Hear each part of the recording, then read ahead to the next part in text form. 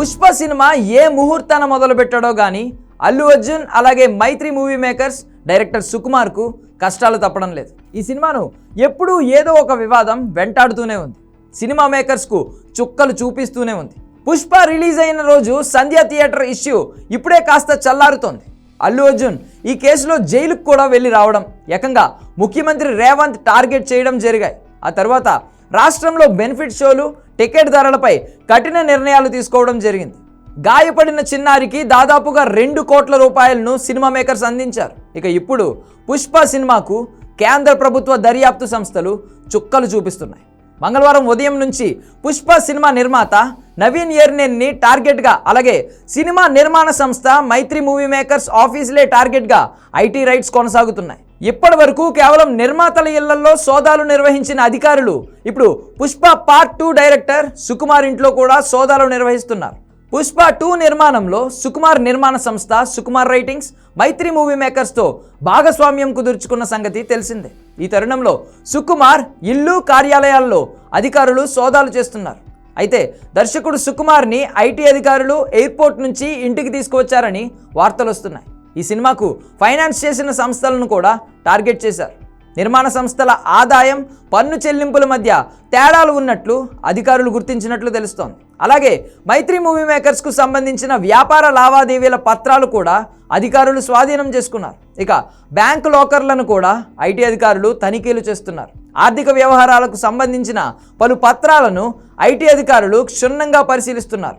ప్రాథమిక ఆధారాలతో కేసు నమోదు చేసిన తరువాతే సోదాలు నిర్వహిస్తున్నట్లు తెలుస్తోంది. మొత్తం 55 బృందాలు ఈ సోదాల్లో పాల్గొన్నాయి.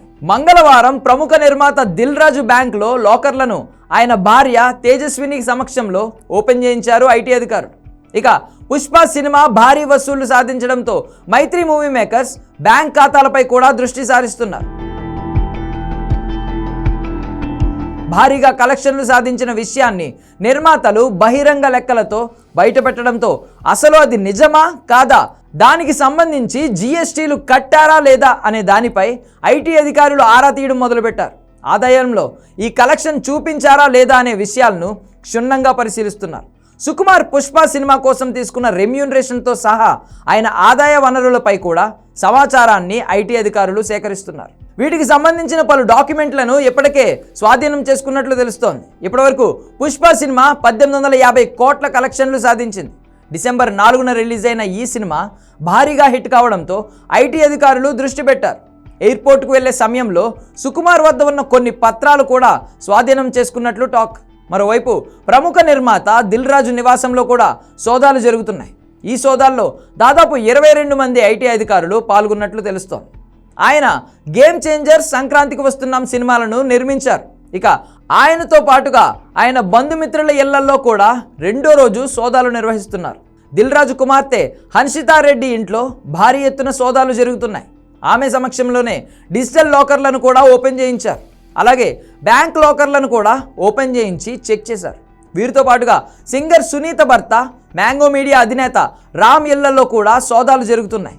అలాగే అభిషేక్ పిక్చర్స్ అధినేత నిర్మాత అభిషేక్ అగర్వాల్, ఏకే ఎంటర్టైన్మెంట్స్ అధినేత కిషోర్ తదితరుల ఇళ్లలో కూడా రైడ్స్ జరుగుతున్నాయి.